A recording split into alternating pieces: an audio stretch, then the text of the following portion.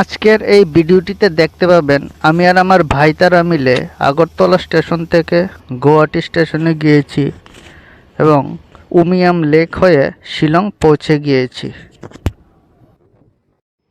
তো এখন আয়ে পড়লাম আগরতলা স্টেশনে। তো স্টেশনের ভিতরে ঢুকে এখন স্টেশন রেলের মধ্যে উঠব। আজকে যে ট্রেনটা দিয়ে যাব এই ট্রেনটা হলো Agartala to Deoghar express weekly express. তো ট্রেনের নাম্বার হলো 15626। আর সামনে যে ট্রেনটা দেখতে পাচ্ছ এটাই হলো আমাদের ট্রেন। ফুটব্রিজের উপর থেকে ট্রেন স্টেশনের ভিউটা খুবই সুন্দর লাগছিল। আমাদের ট্রেন ছাড়ার টাইম ছিল সন্ধ্যা 6:45, কিন্তু ট্রেনটা 2 মিনিট লেট করে ছেড়ে দিয়েছে। যাক, ফাইনালি ট্রেনে উঠে বসে পড়লাম আর ট্রেনটা ছেড়েও দিল টাইম মতো। যেহেতু আমাদের ট্রেনটা রাত্রে ছিল তো আর বেশি ভিডিও করলাম না, খেয়ে দিয়ে ঘুমিয়ে পড়লাম। গুড মর্নিং সবাইকে। এটা হলো আমাদের day number 2 Agartala to Guwahati train জার্নির। আর ট্রেনটা সকালে ঘুম থেকে উঠেই দেখলাম লামডিং স্টেশনে এসে দাঁড়িয়ে আছে। তবে স্টেশনে ঢুকেনি এখনো, ঢোকার জন্য ওয়েট করছে, সিগন্যাল পেলে ঢুকে যাবে। তো ফাইনালি ট্রেনটা সিগন্যাল পেয়ে গেল আর স্টেশনের ভিতরে ঢুকতে শুরু করলো। আর এমন সুন্দর একটা কার্ভ নিয়ে ঢুকছে, তো দেখতে খুবই সুন্দর লাগছিল ট্রেনটা। তো ফাইনালি ট্রেনটা স্টেশনের ভিতরে ঢুকে পড়লো।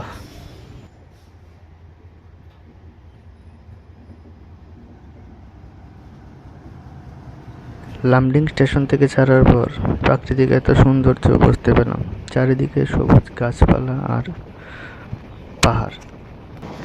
কিছুক্ষণ পর তো ট্রেনটা এভাবে ছাড়ছিল যেন উড়ন্ত পাখি হয়ে গেছে। এত স্পিড, মোটামুটি 100-র উপরে হবে স্পিড।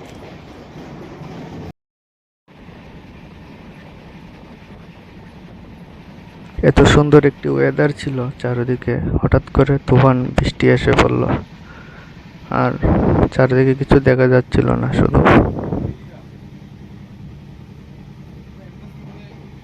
বৃষ্টির মধ্যে স্টেশনটা দেখতে খুবই একটি সুন্দর লাগছিল, একদম ছবির মতো লাগছিল। আর ট্রেনটা যখন স্লো মোশনে যাচ্ছে তখন আর কি বলবো, অত সুন্দর একটি জায়গা। এইরকম ল্যান্ডস্কেপ দেখলে বোঝা যায় যেন গুয়াহাটির কাছাকাছি চলে এসেছি। ফাইনালি আমরা গুয়াহাটি পৌঁছে গেলাম। গুয়াহাটি স্টেশনের মধ্যে আস্তে আস্তে ট্রেনটা প্রবেশ করছে। গুয়াহাটি স্টেশনে নেমে আমরা কিছুক্ষণ রেস্ট করলাম। কেউ বাথরুমে গেল, কেউ স্নান করলো, কেউ আবার হাত মুখ ধুলো। তারপর আমরা কিছু টিফিন খেলাম। টিফিন খেয়ে আবার শিলংয়ের উদ্দেশ্যে রওনা হওয়ার জন্য রেডি হয়ে গেলাম। গুয়াহাটি থেকে শিলং যাওয়ার জন্য 2-3 রকমের যাওয়া যায়। এক হলো ট্যাক্সি, আরেকটা হলো টাটা সুমো শেয়ার, আরেকটা হলো বাস। তো আমরা ট্যাক্সি রিজার্ভ করে চলে যাব আমরা 4 জন মিলে। ট্যাক্সি করে আমাদের 4 জনের 500 করে মাথাপিছু পড়ল, টোটাল 2000 টাকা। গুয়াহাটির এই অপরূপ দৃশ্য দেখে যেতে যেতে সামনে আমাদের রাস্তার মধ্যে পড়ল আমাদের সৎসঙ্গ আশ্রম গুয়াহাটির। কিছুক্ষণ যাওয়ার পর আমার দেখা প্রথম টোল প্লাজা পড়ল, কারণ আমার ত্রিপুরাতে তো এরকম কোনো টোল প্লাজা নেই, হাইওয়ে রোড নেই, টোল প্লাজা কোথা থেকে আসবে। তারপর আমাদের ড্রাইভার আঙ্কেল এখানে এসে গাড়িটা থামিয়ে লাঞ্চ করলো। কিন্তু আমরা তো খেয়ে আসলাম গুয়াহাটি থেকে, আমরা কিছু খাইনি। তো আমরা কতটুকু রেস্ট করলাম। তারপর ড্রাইভার আঙ্কেল লাঞ্চ শেষ হওয়ার পর আবার শিলংয়ের উদ্দেশ্যে রওনা দিলাম সুন্দর দৃশ্য দেখে।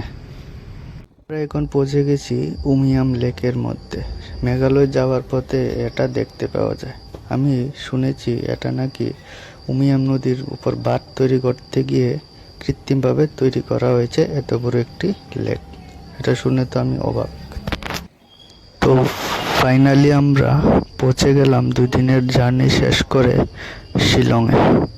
শিলংয়ে পৌঁছে দিয়ে আমাদের ওয়েলকাম হলো বৃষ্টির সঙ্গে। শিলং পৌঁছে এই সুন্দর দৃশ্য দেখে আমাদের সবাই 2 দিনের জার্নি ক্লান্তি যে হয়েছিল তা শেষ হয়ে গেল। শিলং পৌঁছে আমরা সবাই মিলে সৎসঙ্গ মন্দিরে গিয়ে একটি রুম নিয়ে থাকলাম 3 দিনের জন্য। আর এখানে পৌঁছতেই সবাই যে একটা ঠান্ডা লাগলো তা বলার মতো নাই, কারণ আমরা সবাই গরম জায়গা থেকে গেলাম আর এখানে গিয়ে হঠাৎ করে ঠান্ডা লেগে গেল। তো ভিডিওটা আর বড় করতেছি না। তো এখন আমরা পৌঁছে গেলাম মন্দিরে, সবাই মিলে স্নান করব, রেস্ট করব, তারপর আবার ঘুরতে যাব শিলং। আর ব্লগগুলি একের পর এক আসতে থাকবে। সবাই দেখো আমাদের ব্লগটা কেমন লাগে, আর লাইক, কমেন্ট, শেয়ার, সাবস্ক্রাইব করবে।